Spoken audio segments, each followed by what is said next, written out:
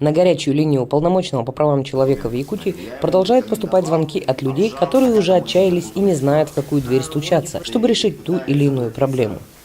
На сегодня нам поступает много жалоб, и география такая, что это не только город Якутск, это и представлена Южная Якутия из города Томмота, это и север нашей республики, Кобяйский, Улус район. И на сегодня мы видим, что принимаются уже конкретные меры. На сегодня горячая линия дает неплохой результат. Например, по коллективному письму жителей дома по адресу Очиченко, 28, который вот-вот сложится как карточный домик, на комиссии ГОЧС, которая должна была состояться еще в сентябре, было принято решение об укреплении дома из-за отсутствия надлежащего маневренного фонда. Проводить укрепительные работы решено, не выселяя жителей, потому что муниципальных квартир в доме всего 2. Собственники квартир категорически против такого решения. В этом доме перекосило все, от потолка до пола, включая лестницы. Стена в буквальном смысле сошла с оклада. Канализация течет прямо под дом, тем самым ускоряя процесс разрушения. В доме, рискуя своими жизнями, проживает 12 семей. Среди них есть пожилые люди старше 70 лет и дети. Городские власти планируют дом укрепить, но никакой гарантии они не дают. Дом признан аварийным в 2016 году. Создалась ситуация, представляющая угрозу жизни и здоровью.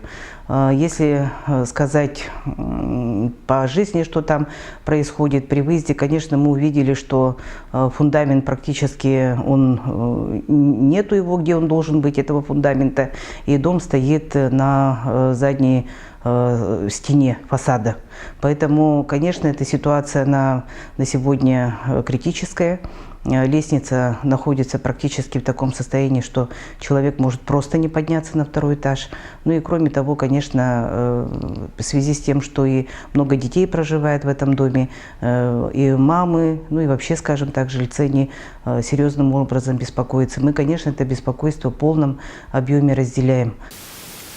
Прошло рабочее заседание по этому вопросу. Были приглашены все заинтересованные стороны. Учитывая отказ управляющей компании по обслуживанию дома, уполномоченным по правам человека в Якутии инициировано обращение в адрес прокуратуры Республики Саха-Якутия провести проверку о наличии маневренного фонда городского округа город Якутск и его состояния, и о незамедлительном принятии мер в части переселения граждан. На сегодня мы обратились в прокуратуру Республики Саха-Якутия о принятии незамедлительных мер, которые создают опасность, самое главное, в обеспечении права на жизнь. Обратились в окружную администрацию города Якутска, что сегодня решением данного вопроса это может быть расселение граждан в маневренный жилищный фонд. Поскольку там установление каких-то подпорок, это и подтвердило Управление государственно-строительного надзора. Значит, они составляют сейчас акт об ухудшении условий этого дома. Ну, практически это не выход.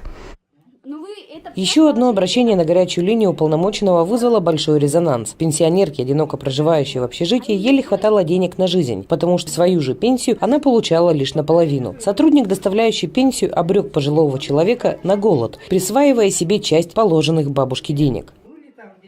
И данный вопрос сейчас находится в производстве правоохранительных органов и на моем контроле как уполномоченного по правам человека в Республике Саха-Якутия. Если сегодня ответить на вопрос, а какие же жалобы поступают от граждан, проживающих у нас в Республике Саха-Якутия, они самые разные. Это идет и земельный спор с соседом. Это и, как я уже сказала, по вопросу порядку получения инвалидности. Это и по вопросам начисления пенсии. И мы оперативно даем разъяснение гражданам. Если требуется, значит, гражданин просит дать письменный ответ, то готовится письменный ответ. А где-то мы видим, что если вопрос носит долгосрочный характер, требуется более длительная проверка, то, конечно, это все идет на основании того, что обязательно мы даем письменный ответ. Это все должно быть зафиксировано. Я, пользуясь случаем, обращаюсь к жителям Республики Саха-Якутия. Если ваши права нарушены, если долгое время они не восстанавливаются, если вы видите равнодушие со стороны органов власти Республики Саха-Якутия, соответствующие должностные лица не принимают мер, то, пожалуйста, обращайтесь в горячую линию уполномоченного по правам человека в Республике Саха-Якутия.